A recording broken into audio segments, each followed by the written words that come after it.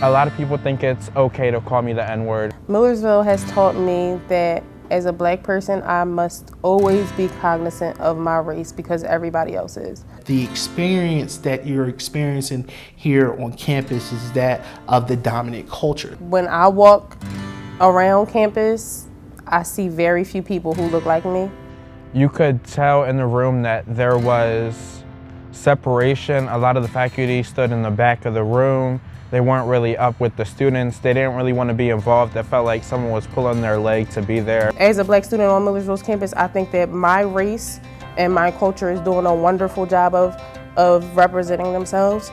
Being a staff member of color here at Millersville is something that is extremely valuable to me because I get to help. You can get into college, you can succeed. So that's why I'm here, kind of to pave the way for the future generations.